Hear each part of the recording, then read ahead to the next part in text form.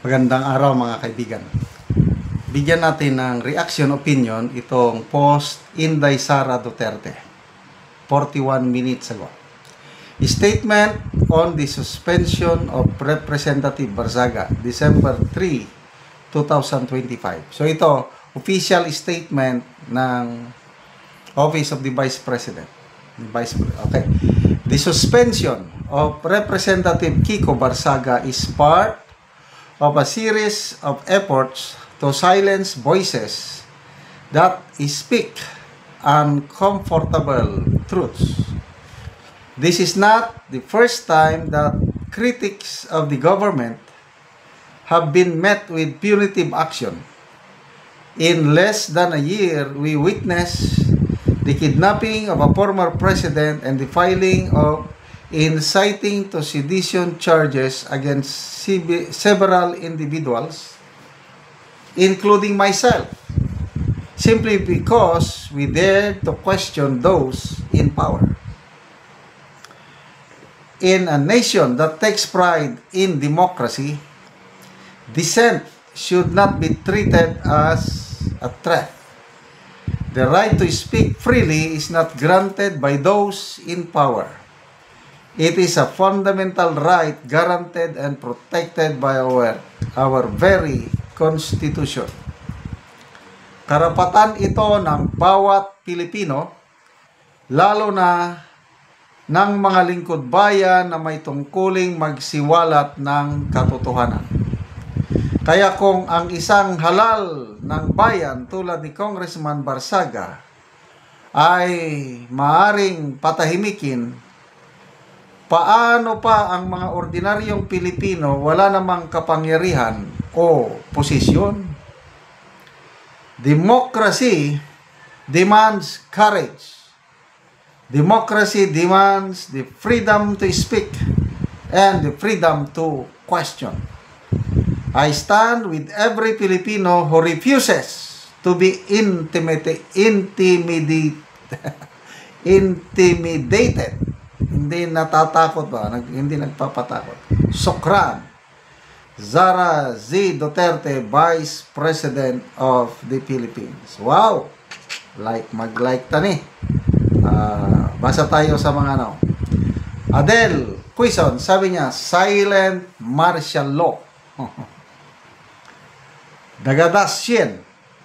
Akala nila, hindi na sila mawawalan ng kapangyarihan. Konting tiis na lang. Malapit na ang 2028. God bless Congressman Barzaga and Ma'am Sara. Yes, pagtiisan na lang natin ito. Nakapagtiis na nga tayo ng 3 taon eh. So, kayang-kaya na natin itong another 3 years. Dahil as sure as the sun rises in the morning and sets in the afternoon, ganon din kasigurado ang ating VP Sara magiging presidente sa 2028. Diba? Fade M. Jeff, bakit kaya galit na galit mga kakamping kay VP? Hindi naman sila inaano. Ang malakas na kalaban ng manok nila si VP Sara. Gagalit-galitin lang talaga.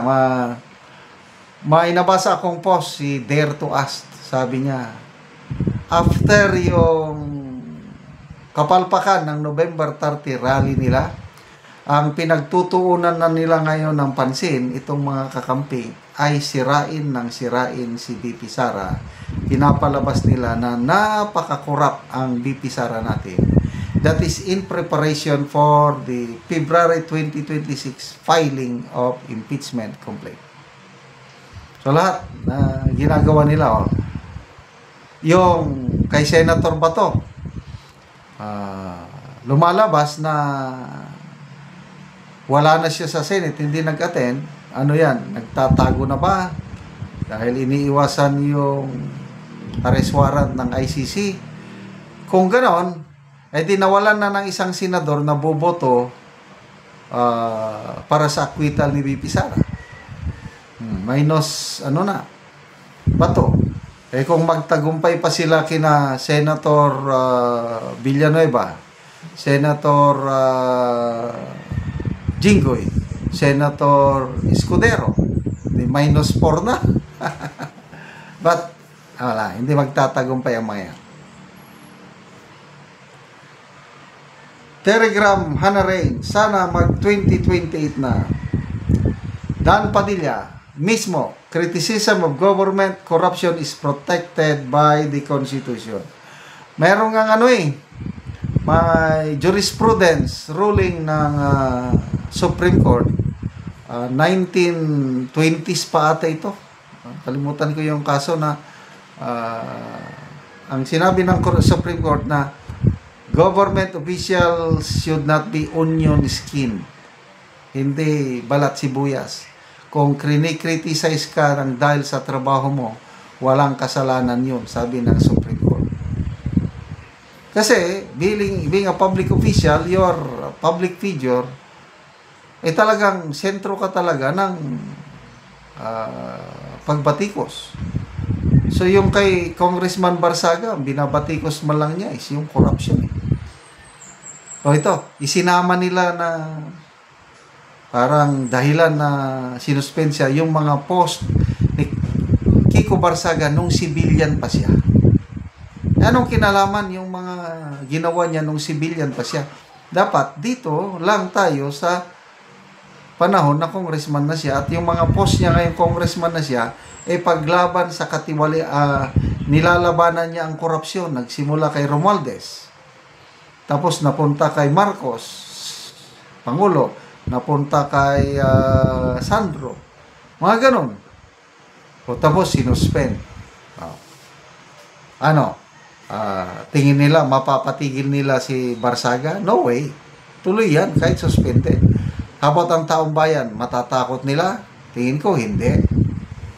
Ibon mang may layang lumipad, kulungin mo at umiiyak, bayan pa kayang sakdal dilag, ang di magnasang makaalpas, Pilipinas kong minumutya, pugad ng luha ko't dalita, aking adhika, makita kang sakdalaya. Yes! Ang bayan kong minamahal, ipaglaban natin ang ating kalayaan. Huwag patatakot kahit kanino man. Hindi magtatagal ang kanilang kapangyarihan. Ang kapangyarihan nasa taong bayan.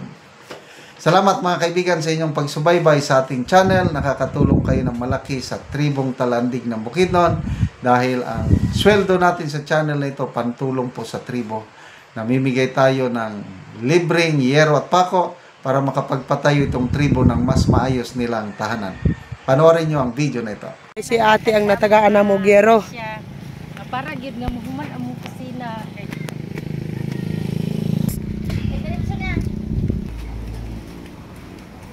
Ug mo ni ang balay ni ate sa tagaan na Mogyero. Oh, muna ni ang balay ni ate oh. Muna ni ang iyang mga atop sa natagaan na Mogyero. So mga silupin lang. So naay tubig nga naputos. Po nga pang inom pero na may gripo pag ulan. Ingani gini siya permente. Oh, nani gid nung kahimtang. Ingani among kahimtang busad ako kay magpasalamat sa Ginoo. Nga nay nihatag sa amo ang katabang gihapon dako kay tabang gyud. Oo, so kuha na gid kayo og tubig. Sa ilang atop nga silupin lang ang ilang atop. Pila ni katuig before? Or naman siguro ni mag 5 years. Ingani ra. So sulod sa kuha na 4 na katuig hapit na mag 5 sa pag-anto silang ate sa ilang balay nga tulo lang. Dahong. May mga dahon na. Okay, naara. Gripo ng gripo. Muning nagkasalod pag ulan. Nagahapon nga ulan, asamot. Basta, nagigay, may titigagwan sa ahang ibang Salamat kayo sa Ginoong nagitagaan may ogsen sa labi na sa naghatag yun, naghatod dire. Thank you gid kayo. Taaning sena, thank you kayo labi na apilansang. Nakakuan gihapon mi. nakatop na gid mi karon kay itaod na magid nila. So, kuha na katuig te, upat na kapen, hapit na maglima. Hapit na maglima. Sa inyong pag-antos nga perminti lang maulan-ulanan. Sige ra gay mig taod ani og salog na usay agpo baon na lang ni tanan ang salog kay mura Yung man salog. gihapon. Mura man gihapon. Nga sige ra man gihapon tulo kay mo malagi ni na atay kita. Nga naman te sa kadugayon na sa inyong pagpuyo, wala mo nakapalit og sen. O sa ingani nga hitabo di magid may pakapalit og sen kay pila ra kita sa akong kauban mais na financing pa. Taman ra sa kaon. Ngod sa kalisod na pila kabuk akong bata diri na ko high school duha na dili lagi ko pagkakuan. Pila day mong anak te? Upat. So kuang gyud lisod yun yung panginabuhi. Lisod kaayo na. So salamat kayo te. O sige, salamat.